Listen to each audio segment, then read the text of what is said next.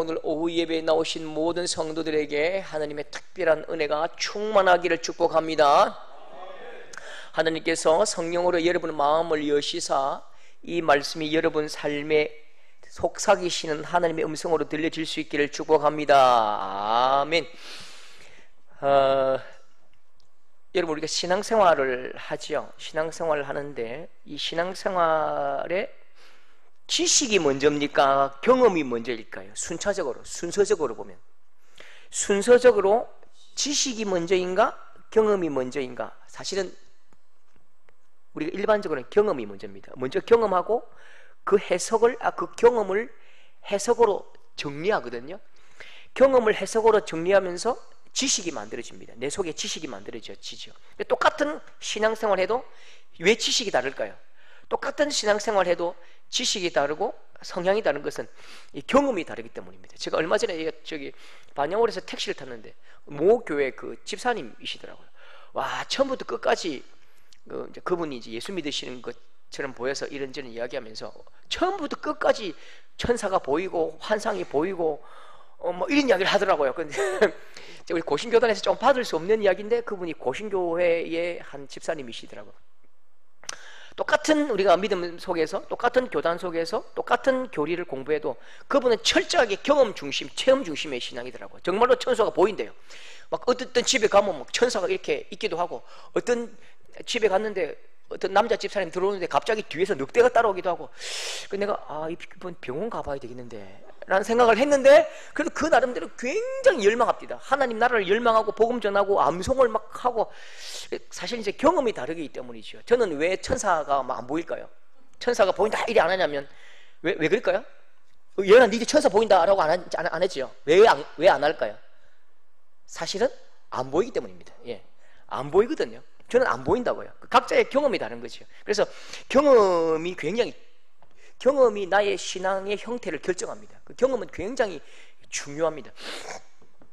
대한민국 성도들은 아버지 하나님이라고 못 불러요. 왜 그럴까요? 미국 사람들은 thank you father, God thank you father 이렇게 막 아빠 이렇게 하거든요. 근데 우리나라 성도들은 아버지 하나님이라고 잘 못 불러요. 저도 고등학교, 대학교 때쯤 아버지 하나님이라고 불렀던 것 같아요. 왜냐하면 우리나라 사람들에게 아버지는 어떤 분입니까? 굉장히 무섭거든요.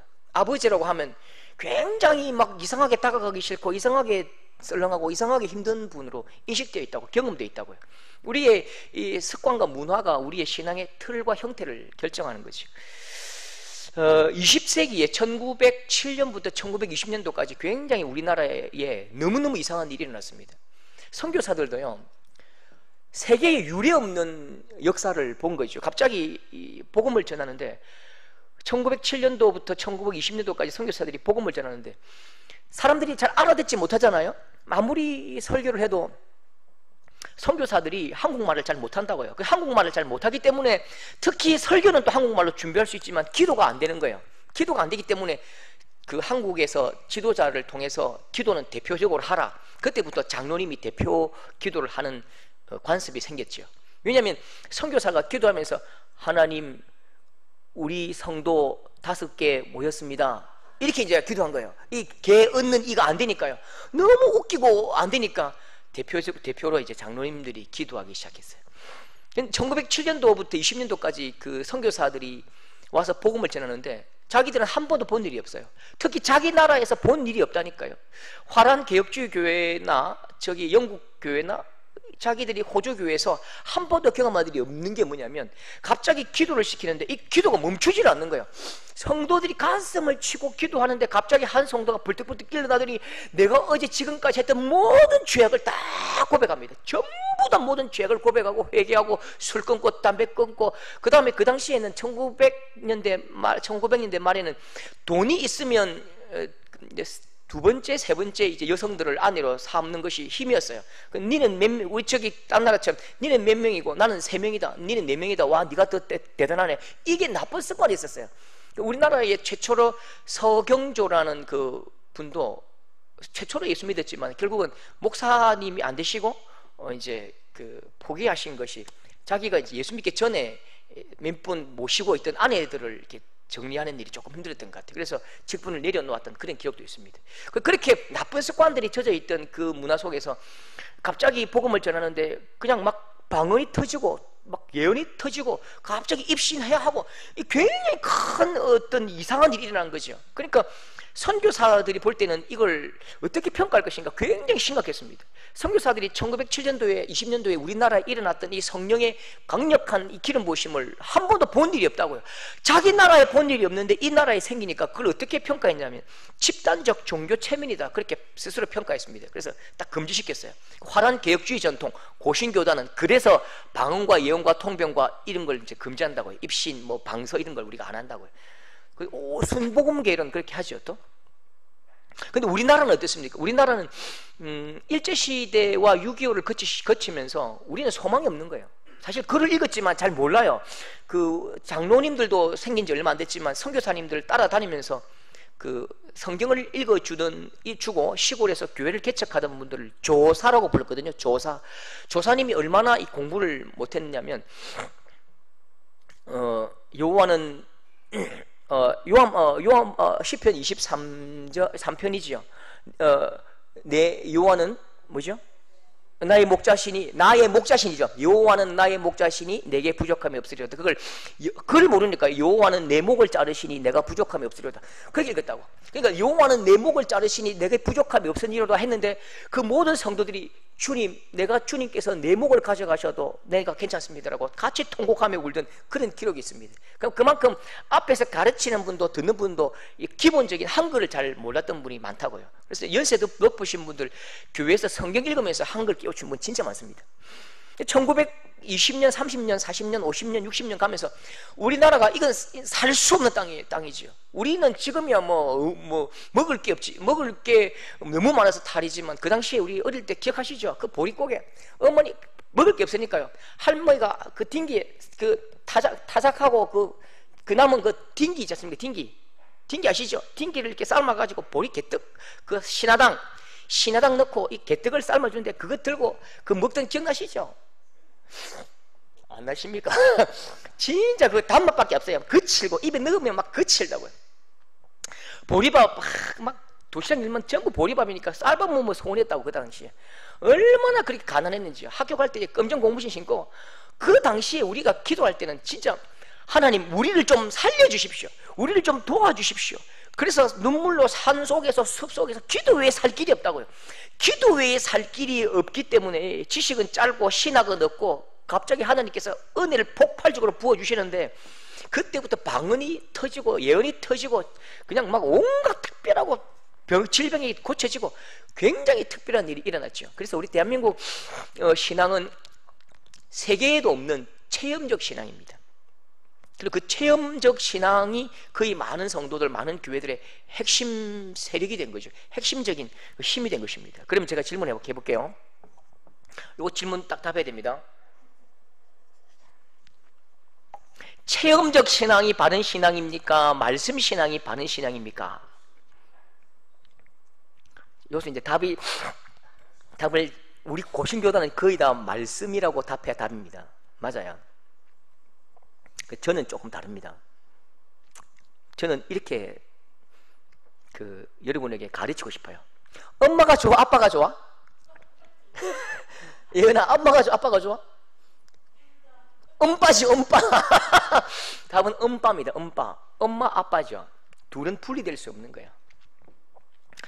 우리 고신교단이 미안한데 조금 욕을 하자면요, 말씀 중심의 신앙을 고집했죠.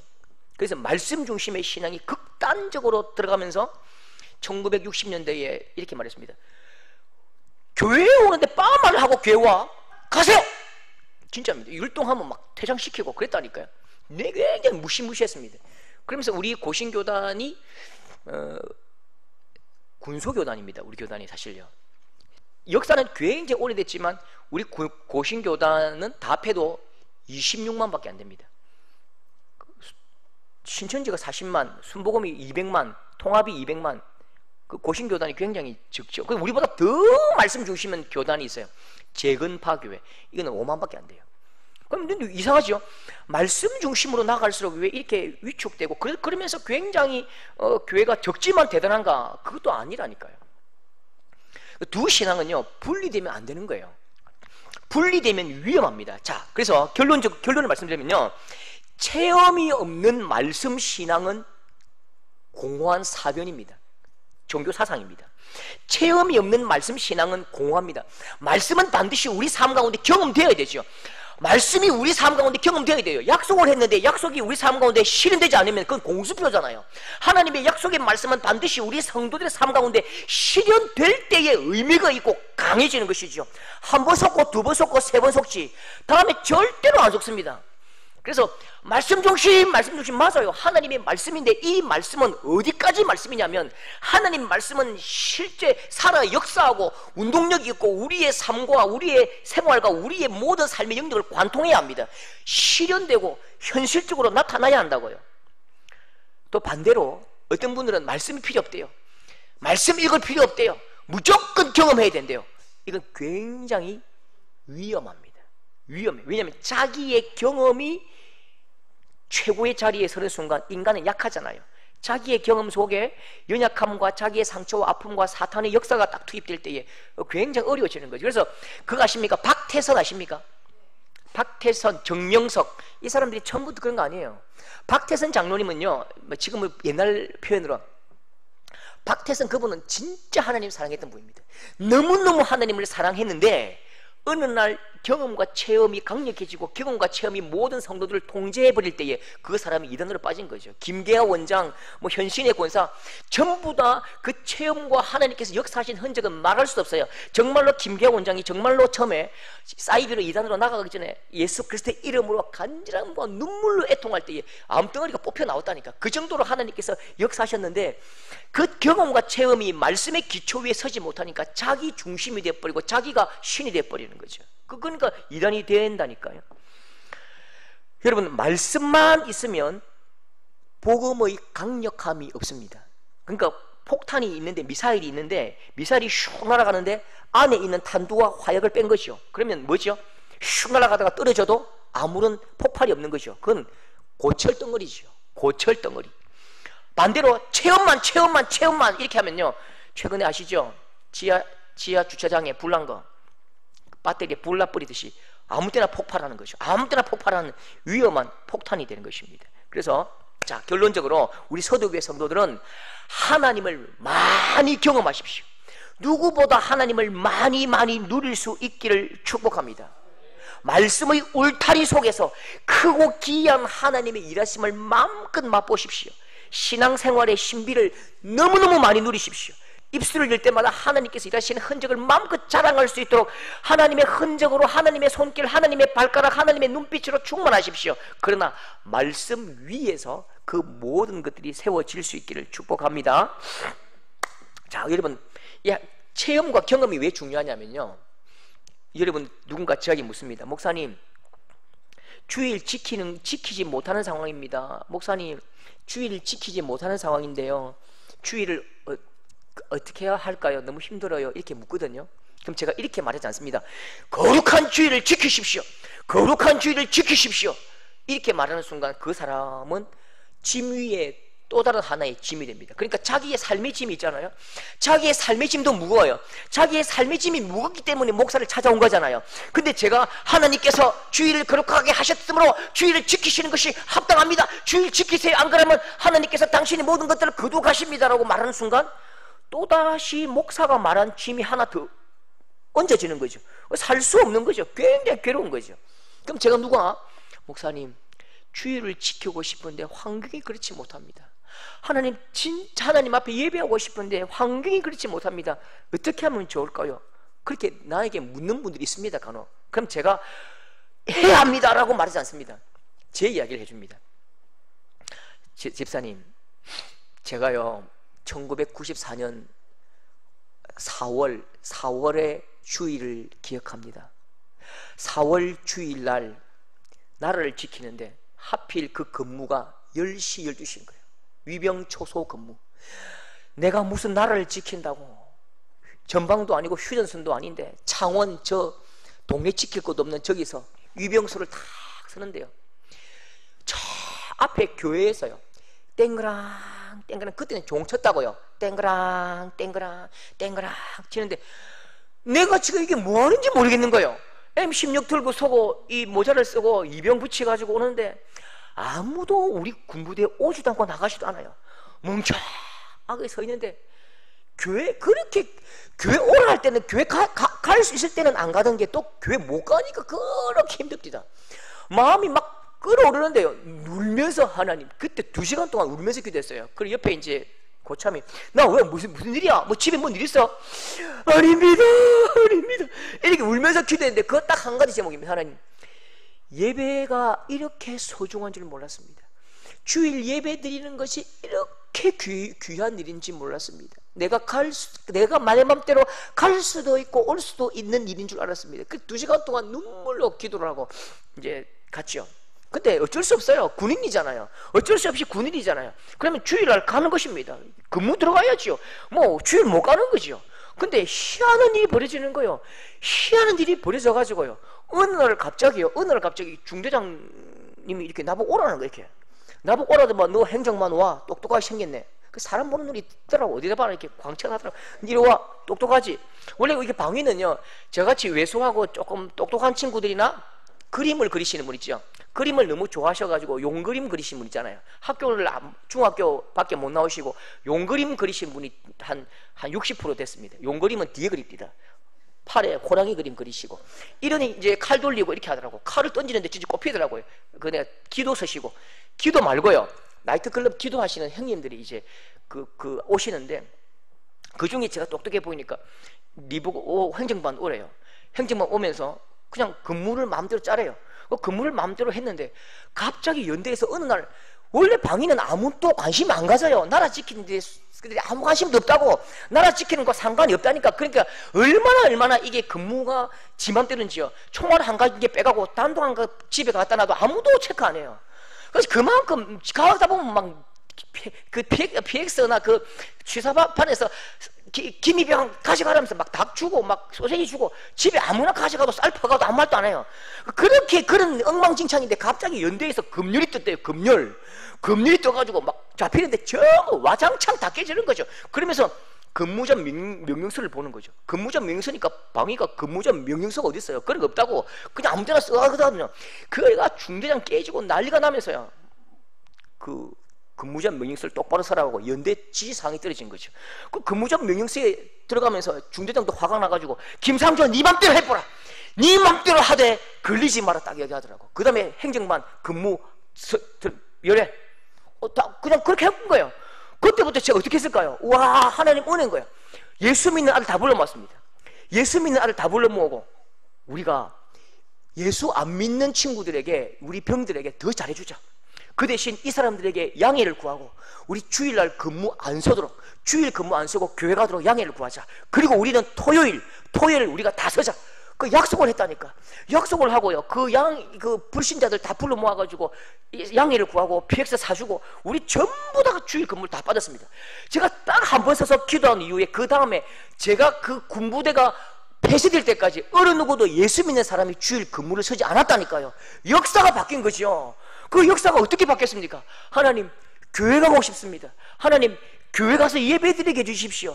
하나님, 이 일 꼭 좀 이루어 주십시오. 상황과 환경은 절대로 안 되지만 하나님의 특별한 능력으로 일들 이루어지기를 기도하며 눈물로 기도하니까, 나도 알지 못하는 방식으로 희한하게 연대를 움직이고 중대장 움직이고 대대장 움직이고 다 움직여가고 하나님의 특별한 방법으로 만들어내더라고요. 근데 제가 이야기해 줍니다.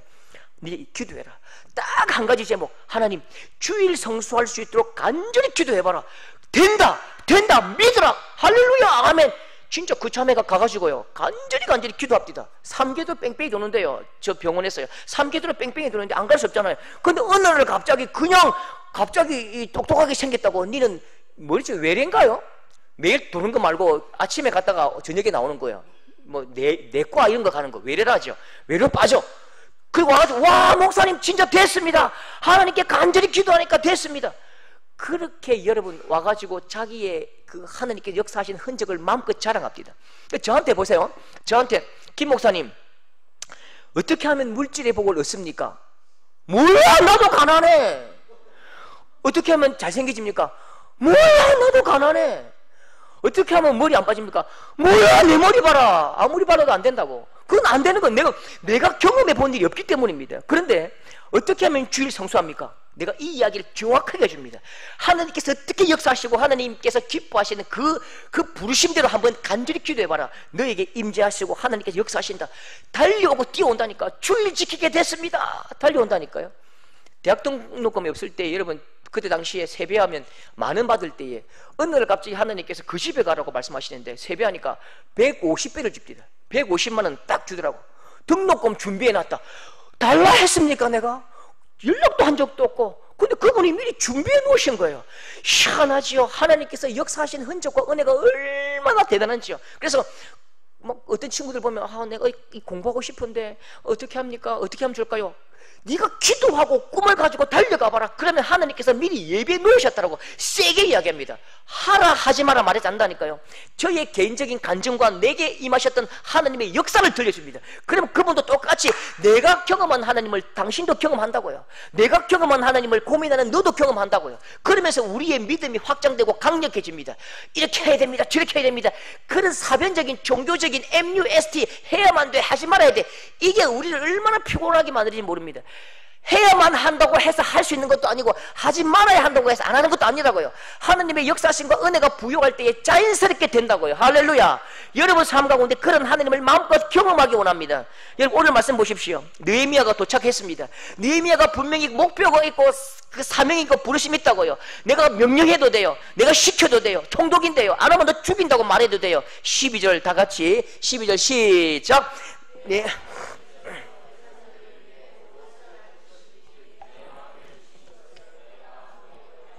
말하지 않냐고. 예.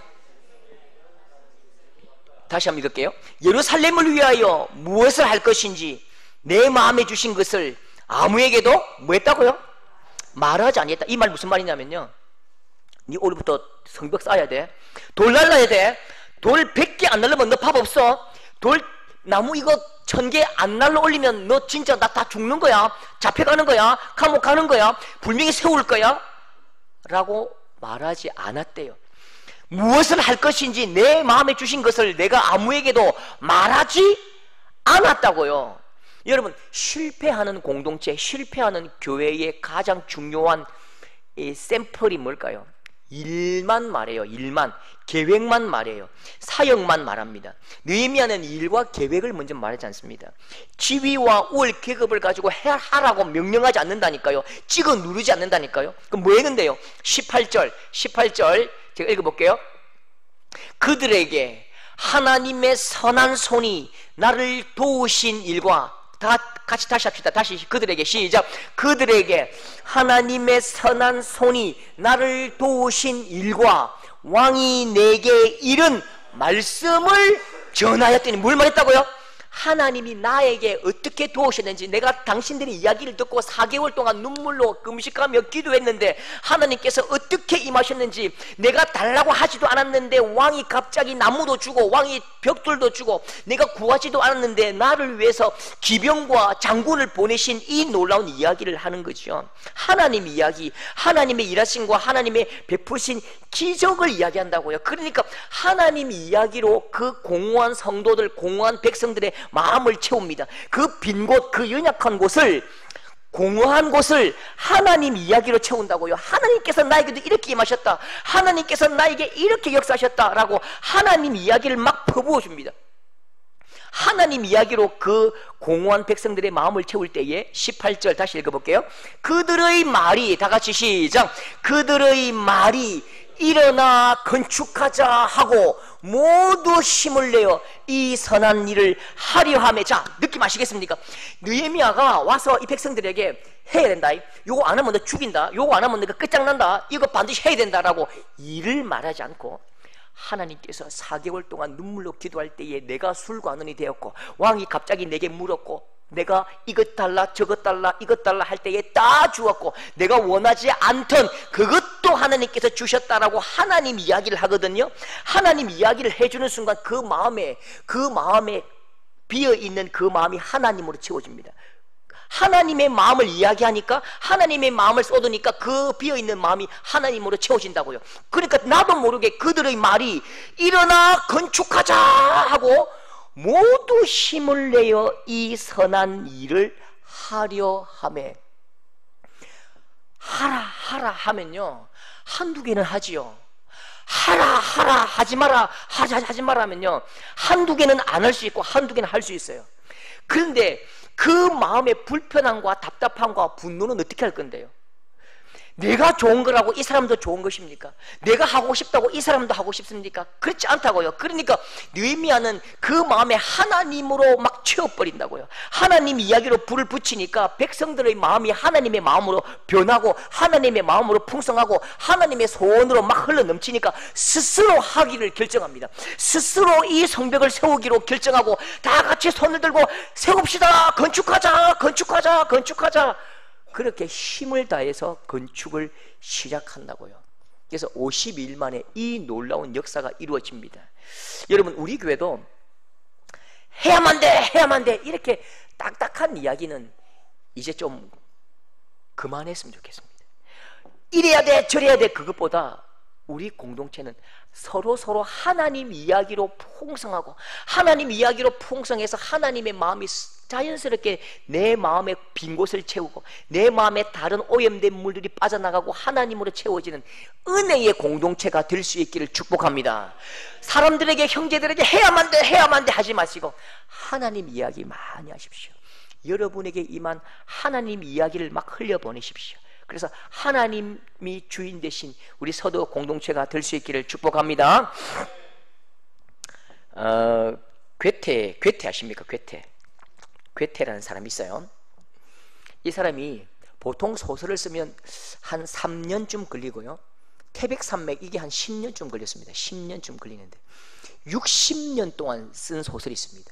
기회가 되시면 꼭 읽어보십시오. 근데 아마 2장 넘기면 속았다고 할 것입니다. 글이 안 넘어갑니다.